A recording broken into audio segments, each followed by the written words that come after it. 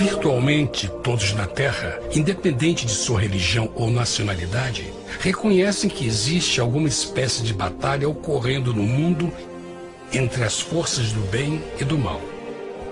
Uma luta colossal entre a luz e as trevas, a verdade e o erro, a opressão e a liberdade, o bom e o mal, e finalmente, a vida e a morte.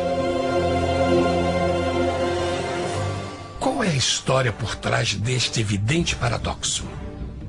Muitas religiões, assim como a Bíblia, ensinam que além deste véu tridimensional do mundo físico que vemos, existe outro mundo espiritual que não podemos ver. Nesta realidade invisível ao nosso redor, se desencadeia uma batalha titânica entre o herói supremo e justo contra o vilão mais cruel e maligno. A grande pergunta é: quem são esses personagens e como e onde começou esta crise cósmica?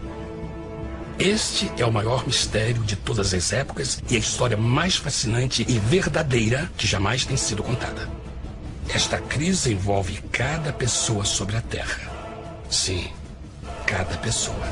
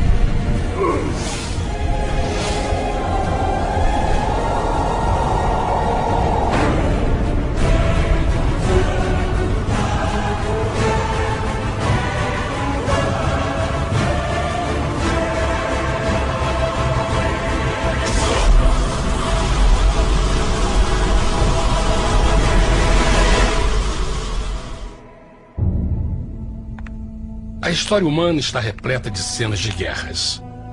E todas as pessoas já experimentaram conflitos. Mas para entender a origem do mal, devemos viajar ao passado para a Primeira Guerra do Universo. Porque esta guerra não aconteceu na Terra. Antes que o nosso mundo existisse, houve uma guerra no céu. Mesmo as palavras guerra no céu soam como uma contradição. É quase inimaginável para nós que pudesse haver batalhas e conflitos entre as criações de Deus no paraíso. O que pode ter causado este conflito celestial? Graças a um livro antigo chamado Bíblia, temos detalhes suficientes para poder juntar as peças e desatar os nós.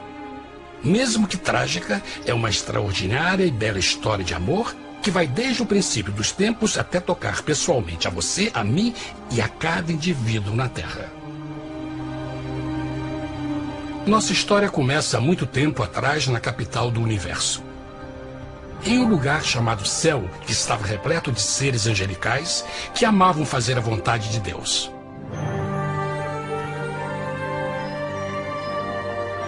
Sob o justo e amoroso governo do Criador, todo o céu desfrutava uma existência de felicidade e perfeita paz.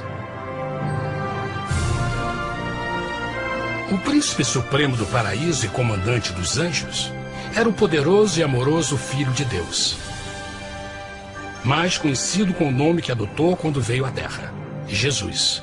Ele tinha o mesmo propósito e pensamento com Deus, o Pai. O céu, sob o comando compassivo do Pai, Filho e Espírito Santo, provou ser um maravilhoso lugar de paz e alegria. Para realizar as ordens de Deus, a Trindade estava rodeada de um oceano virtual de inumeráveis espíritos ministradores chamados serafins e querubins, mais conhecidos como anjos. Estas poderosas e inteligentes criaturas descobriram que a felicidade estava em cumprir as ordens do Todo-Poderoso. Mas Deus criou um extraordinário anjo para atuar como líder de toda a multidão celestial. A Bíblia nos diz que seu nome era Lúcifer, que significa portador da luz. Este querubim foi o maior ser criado por Deus e assumia a posição mais próxima do trono de Deus, estando diretamente sob a autoridade de Jesus. A tarefa de Lúcifer era difundir a luz e o conhecimento da vontade de Deus a todos os outros anjos. Lúcifer foi o mais esplêndido ser criado por Deus. Era extremamente bonito e dotado de enormes poderes de liderança e organização. Entre os anjos, ele foi muito admirado, respeitado e amado como amigo. Mesmo assim, Deus previu o mal que Lúcifer estava a ponto de introduzir no reino da luz. Cheio de sabedoria e formosura, de todas as pedras preciosas te cobrias. Tu eras o querubim, ungido para cobrir, e te estabeleci. No monte santo de Deus estavas. No meio das pedras afogueadas andavas. Perfeito eras nos teus caminhos, desde o dia em que foste criado, até que se achou iniquidade em ti. Quando Lúcifer percebeu a sua beleza e poder, seu coração pouco a pouco começou a mudar. Permitiu que seu enfoque se afastasse de Deus e direcionou seu amor para si mesmo. Talvez nunca saberemos completamente como e porquê estas sementes de rebelião germinaram em seu coração. Mas o profeta Isaías nos dá uma visão do pensamento de Lúcifer. Como caíste desde o céu, ó estrela da manhã, filha da alva! Como foste cortado por terra, tu que debilitavas as nações! E tu dizias no teu coração: eu subirei ao céu, acima das estrelas de Deus exaltarei o meu trono. Subirei sobre as alturas das nuvens e serei semelhante ao Altíssimo. Lúcifer, aos poucos, começou a cobiçar o poder de Deus, mas não sua personalidade. Ao pensar em suas próprias habilidades e belezas extraordinárias, os perversos tentáculos do orgulho e vaidade congelaram sua mente. Este ressentimento e inveja fizeram com que ele violasse a lei sagrada de Deus e se rebelasse contra seu governo. Precisamos fazer uma pausa e esclarecer algo. Desde o princípio, Deus ordenou que as leis da física governassem o mundo material em que vivemos. Sem essas leis naturais, o universo seria um caos. Do mesmo modo, as leis morais de Deus sempre têm dado segurança e estabilidade ao cosmos. Alguns pensam que os 10 mandamentos não existiram, até que o Senhor os entregou a Moisés no Monte Sinai. Mas as Escrituras nos ensinam que os princípios das leis de Deus sempre existiram por toda a eternidade, pois são a base fundamental de seu reino de amor. Seguros todos os seus mandamentos, permanecem firmes para todo sempre e são feitos em verdade e retidão. Os 10 mandamentos são um resumo das características de um Deus de amor. Os primeiros 4 mandamentos descrevem quem é Deus, seu poder, seu território e autoridade. Os últimos 6 descrevem como é Deus, sua honestidade, sua pureza, sua fé. Todas estas coisas sempre foram verdade e sempre serão verdade. Agora, pela primeira vez na história da eternidade, Lúcifer começou a violar esses princípios perfeitos. Lúcifer sabia que se fosse compartilhar o poder e status de Deus, necessitaria de apoio. E deu início ao trabalho. Começou sorrateiramente a circular entre os outros anjos, plantando sementes de dúvida e descontentamento a respeito da liderança de Deus, ao mesmo tempo em que, sutilmente, revelava suas próprias virtudes. Ele insinuou que Deus abusava de seu poder divino e suas leis restringiam a verdadeira liberdade e felicidade de suas criaturas. Com seu raciocínio audaz e poder de influência, Lúcifer pôde persuadir a um grande número de anjos a se unirem para seu motim. Talvez se perguntem, como tantos anjos inteligentes puderam seguir esse desertor? Bom, lembrem que até esse ponto nenhum anjo tinha escutado uma mentira. E nesse primeiro estágio da rebelião, os anjos não perceberam a obsessão de Lúcifer em assumir a posição de Deus. Não sabiam que finalmente ele planejaria a tortura e o assassinato do Filho de Deus na cruz com a intenção de ocupar o seu trono. Estranhamente, Lúcifer pensou que poderia ocultar seus verdadeiros propósitos de Deus.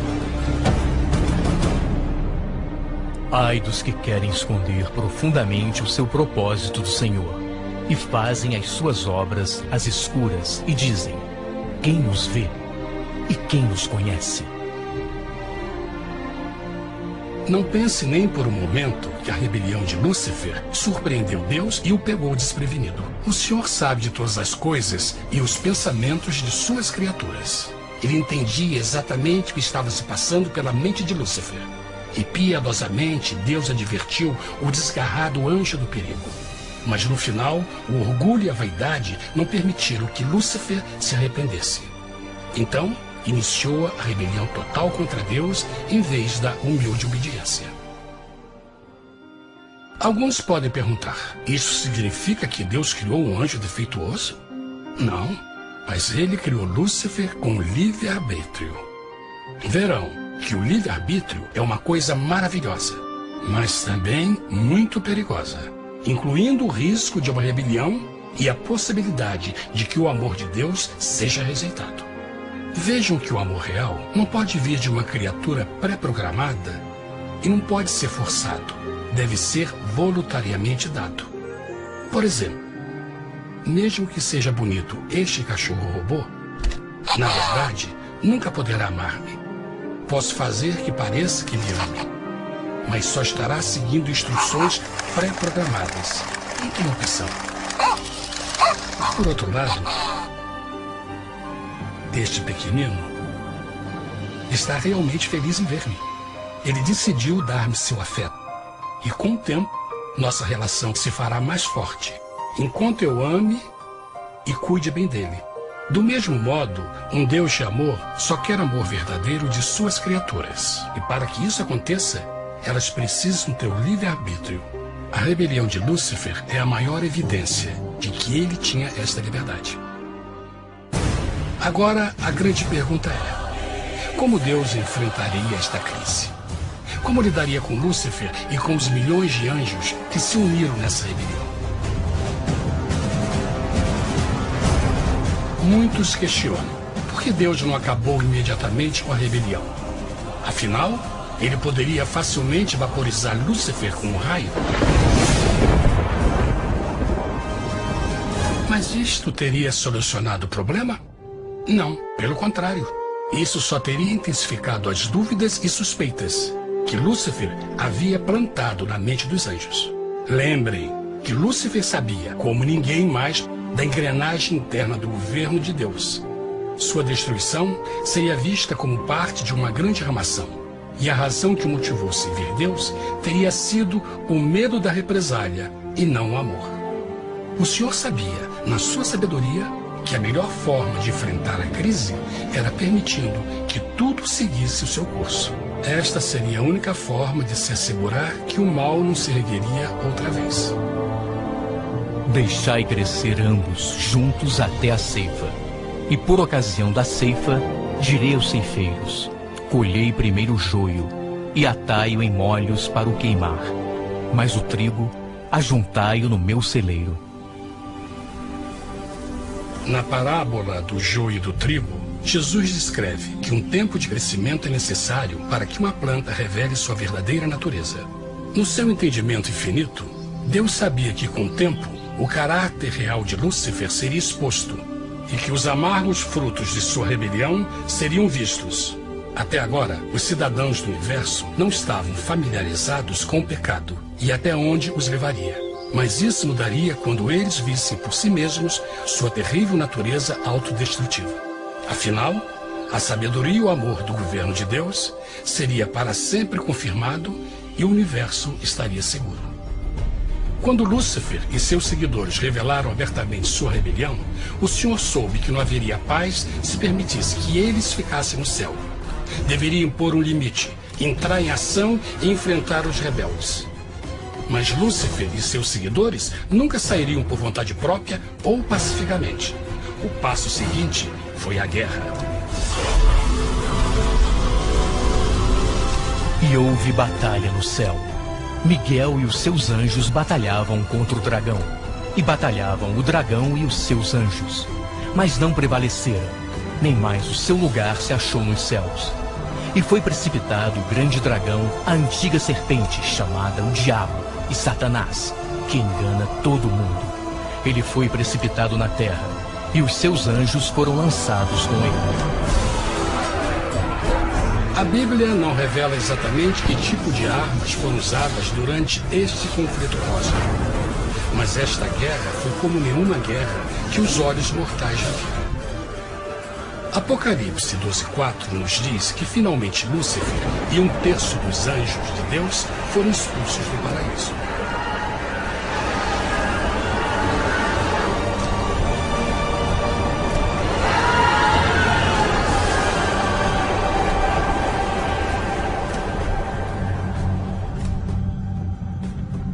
Mas e agora? Lúcifer tinha milhões de anjos ao seu lado, mas precisava de um pedaço de chão para continuar sua rebelião. Rápido, muito rápido, o universo começou a entender o quão doloroso e caro o pecado poderia chegar a ser. Mas a guerra não tinha terminado, apenas começava. Lúcifer, o portador da luz, agora virou Satanás, o adversário.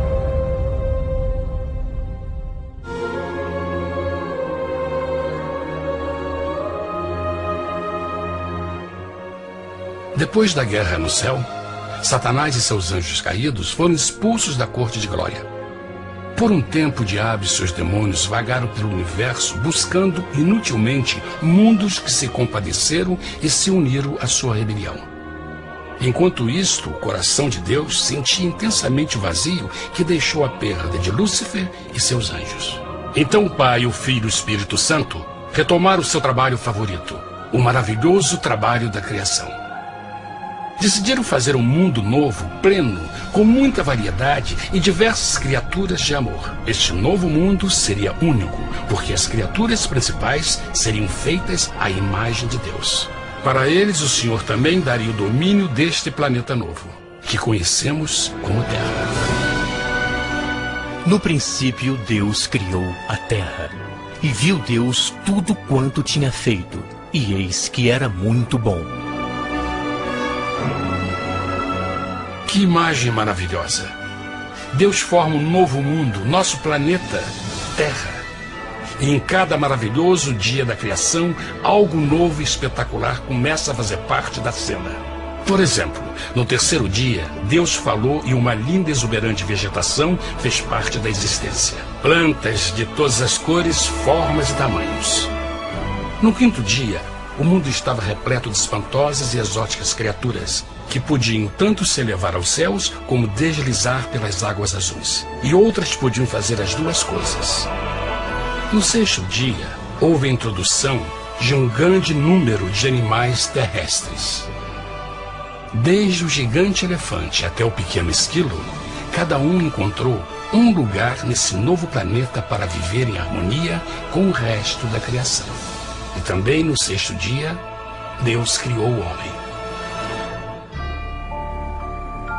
E disse Deus: façamos o homem à nossa imagem, conforme a nossa semelhança. E formou o Senhor Deus o homem do pó da terra, e soprou em suas narinas o fôlego da vida, e o homem foi feito alma vivente. E plantou o Senhor Deus um jardim no Éden, do lado oriental, e pôs ali o homem que tinha formado.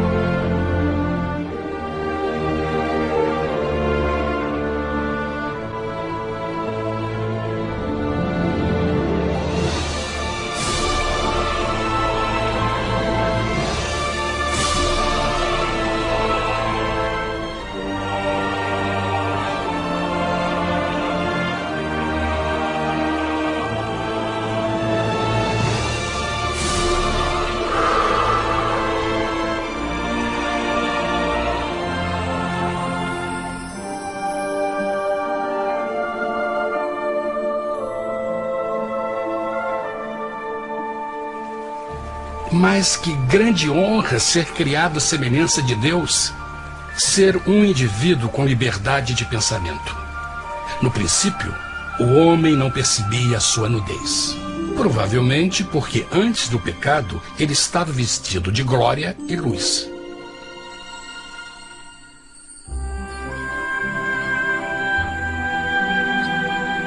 Deus também criou a companheira perfeita para Adão, sua bela esposa Eva.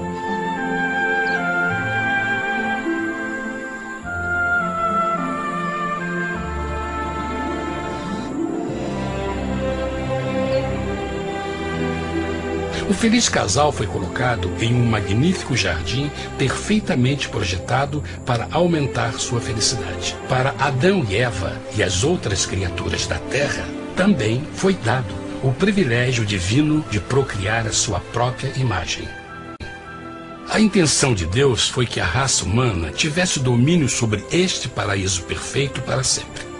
Eternamente felizes e saudáveis, trabalhariam com a flora do jardim de Deus, enquanto desfrutariam o afeto e companhia de todas as criaturas sob seus cuidados. O ambiente que nossos primeiros antepassados experimentaram foi muito diferente do mundo de hoje. As rosas não tinham espinhos, os insetos não mordiam nem picavam, e os leões e as ovelhas brincavam juntos. Mas a grande bênção era os humanos viverem em perfeita harmonia com seu Criador. A cada 7 dias, Adão e Eva descansavam de seu prazeroso trabalho e gozavam de uma comunhão com a visita de seu Criador. Era um mundo esplêndido e maravilhoso. E esse estado de felicidade teria continuado eternamente se nossos primeiros parentes tivessem mostrado fidelidade com uma simples prova. Mas da árvore do conhecimento do bem e do mal, dela não comerás, porque no dia em que dela comeres, certamente morrerás.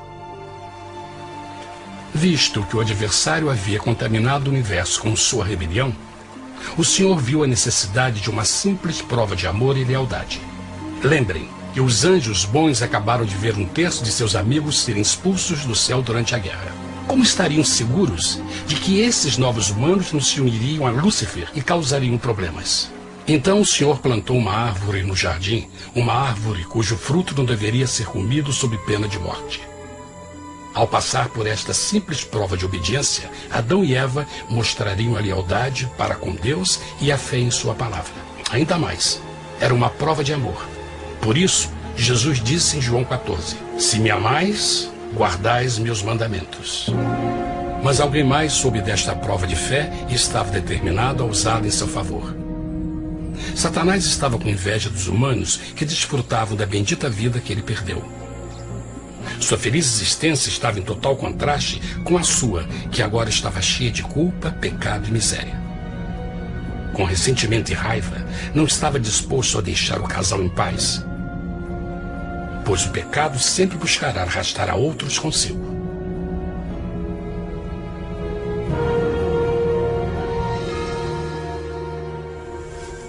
Então um dia, quando Eva estava concentrada em seu agradável trabalho, se viu sozinha e muito perto da árvore proibida. Foi quando Satanás viu sua oportunidade. Através de uma serpente hipnotizante, o anjo caído chamou Eva até a árvore e a envolveu em uma conversação.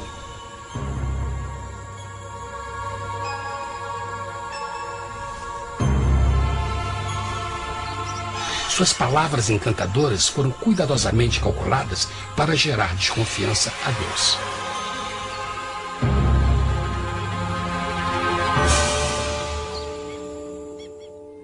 A serpente replicou à mulher, de modo algum morrereis. Deus sabe que no dia em que dele comerdes, vossos olhos se abrirão, e sereis como Deus, conhecedores do bem e do mal. A mulher notou que a árvore era boa para comer, pois era atraente aos olhos e desejável para alcançar sabedoria. Colheu o seu fruto e comeu. Deu também ao seu marido, que comeu assim como ela. Tragicamente, quando Eva escutou a suave e sedutora voz do tentador, começou a ter certas dúvidas da palavra de Deus. A serpente enganou-o com a promessa de grande poder e sabedoria. Isso chamou sua atenção. Além disso, aparentemente um fruto deu à serpente a habilidade de falar. Que outros poderes poderia dar a ela? E mesmo tendo acabado de conhecer a serpente, ela confiou em sua palavra acima da de Deus, quem a criou, e lhe deu um paraíso para viver. Então Eva comeu o fruto proibido e convenceu seu esposo a fazer o mesmo. Adão poderia ter escolhido ser fiel a Deus, mas colocou seu amor pela esposa acima do seu amor por Deus. Quando os nossos primeiros parentes mostraram lealdade ao inimigo, o domínio da terra foi tomado por Satanás.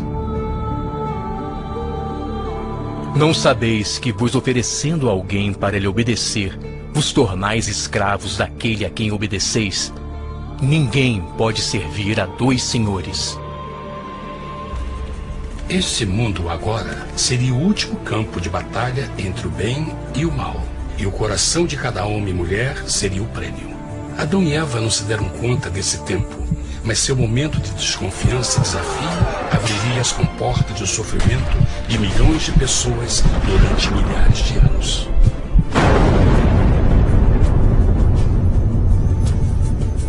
Portanto, como o pecado entrou no mundo por um homem, e por ele a morte, e assim a morte transmitiu-se a todos os homens naquele em quem todos pecaram. Nossos primeiros parentes logo enfrentaram o terrível resultado de seu pecado. Em estado santo, Adão e Eva resplandeciam com túnicas de glória. Depois de pecarem, suas túnicas naturais de luz se desfizeram e eles ficaram mortificados com a sensação de sua nudez. Vergonha e temor tomaram lugar de sua alegria e paz e trataram de cobrir sua nudez com folhas. Agora eles se encontravam sob constante influência do diabo. Ao ceder à tentação, debilitaram sua natureza. E Satanás ganhou poder sobre a humanidade. As pessoas não podiam resistir às tentações do diabo com sua própria força. Por último, e o mais aterrador, se encontravam vivendo sob a pena de morte iminente. Deus havia advertido que a desobediência traria a morte. Já tinha experimentado a morte espiritual. Quanto tempo passaria para sofrerem a morte física também? Nesse ponto, seu futuro não tinha nada mais que escuridão e desespero.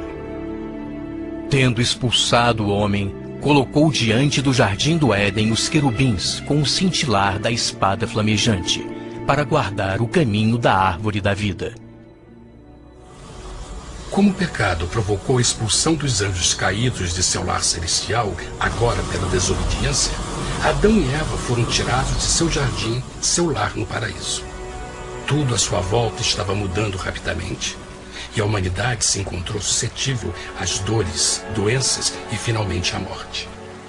Até os animais e plantas estavam infectados pela terrível maldição. Os espinhos e cardos agora pareciam em árvores e flores, e os animais que antes eram gentis começaram a se matar e a devorar uns aos outros. O pior resultado foi que o pecado separou a humanidade de Deus. Mas vossas iniquidades cavaram um abismo entre vós e vosso Deus.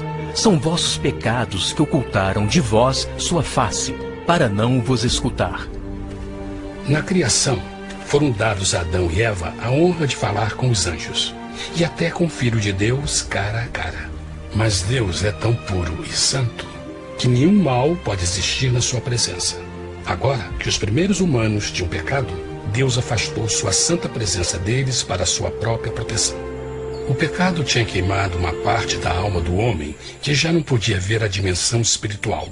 Deste momento em diante, a comunicação com o céu seria limitada. Mesmo com todas estas maldições caindo sobre Adão e Eva, o coração do Senhor se encheu de compaixão. A lei que haviam violado não poderia ser alterada para salvá-los, pois é tão sagrada e imutável como Deus mesmo. O Senhor sabia que havia só uma maneira na qual o homem podia se redimir. Então um plano foi revelado, nascido do fundo do coração de Deus.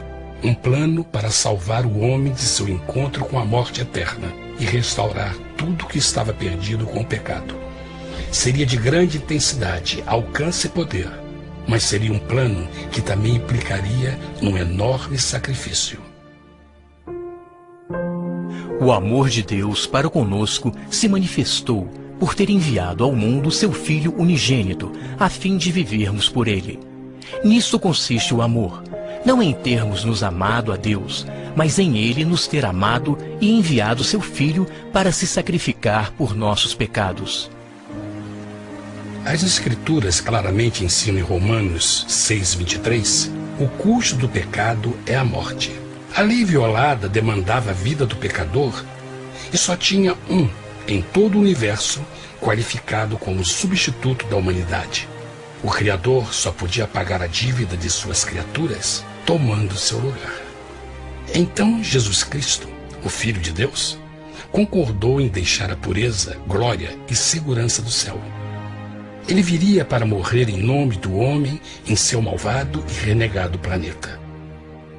Ele nasceria como um inocente e indefeso bebê, suportaria uma vida de dor e vergonha e mesmo assim viveria uma perfeita e vitoriosa vida. Finalmente, ele teria uma morte humilhante para poder ser o substituto da humanidade caída. Por seu sacrifício, a humanidade incrivelmente receberia uma nova oportunidade de ter a vida eterna.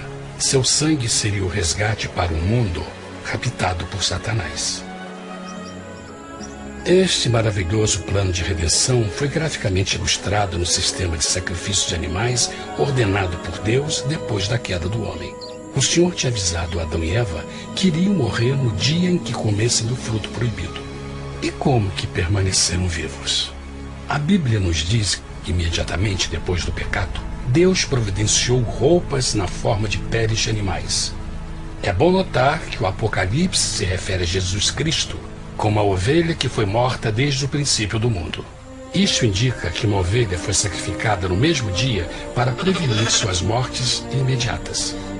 Pela fé, neste sacrifício, suas mortes foram simbolicamente transferidas deles para a criatura inocente.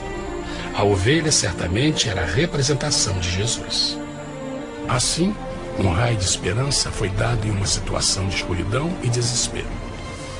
Através do arrependimento e a fé no sangue do Messias, qualquer humano poderia uma vez mais ser filho de Deus.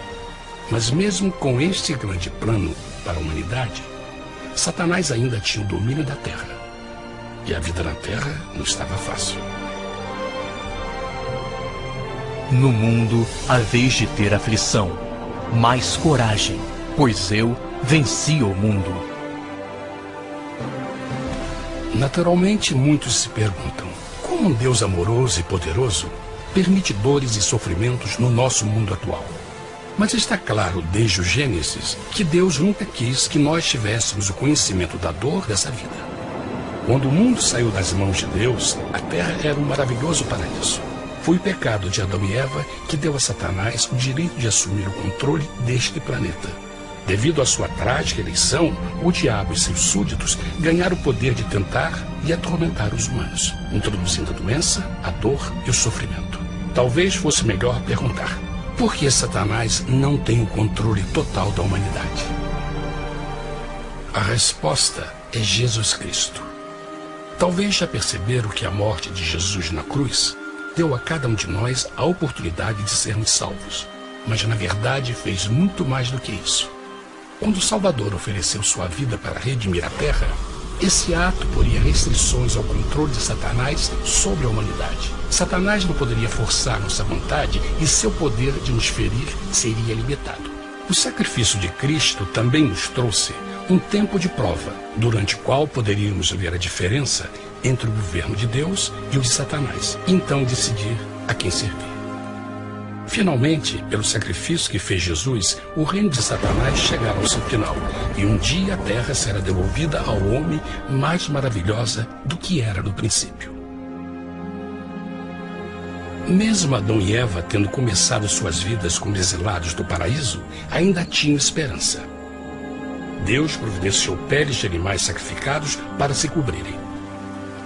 Mas o mais importante, ele prometeu o sangue do Cordeiro de Deus para pagar por seu pecado, se aceitassem Cristo e se arrependessem. Uma grande pergunta permanece: as pessoas aceitaria o grande presente de Deus? Como escaparemos se agora desprezarmos a mensagem tão sublime da salvação? A incrível história que acabaram de escutar é verdade e afeta vocês. Pois, pelo desejo de Satanás de ser Deus e a desconfiança e desobediência de Adão e Eva, todos nós nos encontramos em uma situação perigosa.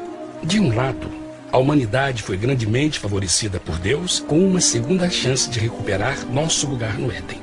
Por outro lado, se nós desistirmos de aproveitar esta grande chance, nos tornaremos escravos de Satanás e finalmente seremos destruídos quando Deus limpar o universo do pecado.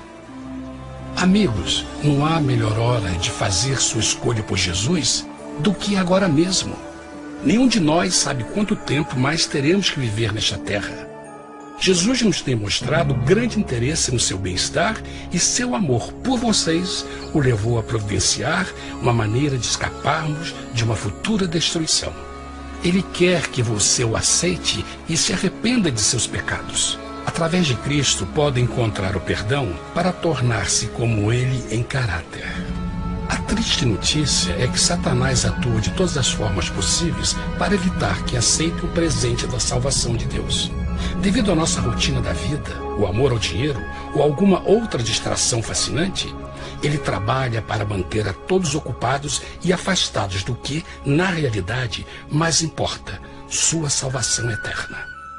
Para que entenda a realidade da situação e que se você não escolhe a Jesus por omissão, está escolhendo a Satanás.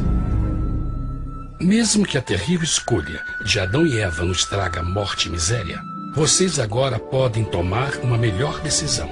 Deus está oferecendo uma paz que satisfaz o anseio mais profundo de sua alma e uma alegria que não encontrará nas atribulações deste mundo. O desejo que tem o coração de Deus é que seja salvo e esteja com Ele no paraíso. Mas o único que pode mantê-lo fora do céu é você. Imagine a tragédia que seria se você recusasse este precioso presente. Você pode decidir hoje e aceitar a salvação que Deus prometeu. Na verdade, nesse momento, pode aceitar a vida eterna através de Jesus Cristo. Posso convidá-lo para que acompanhe agora mesmo em uma simples oração, aceitando sua maravilhosa oferta? Por favor, repita depois de mim. Querido Pai Celestial, venho a Ti agora e humildemente pedir Teu perdão. Senhor, confesso que sou um pecador e violei Tua santa lei. Entendo que a pena por esse pecado é a morte. Acredito que Jesus Cristo sofreu e morreu na cruz para receber o castigo por todos os nossos pecados. Acredito que Jesus ressuscitou e eu o aceito como meu Salvador pessoal. A partir deste momento em diante, Te dou o meu coração e eu o aceito como o Senhor da minha vida. Por favor, perdoa todos os meus pecados e envia Teu Espírito para ajudar-me a fazer a Tua vontade. Te agradeço por Teu grande amor e aceito Teu presente da vida eterna. E eu oro tudo isso em nome de Jesus. Amém.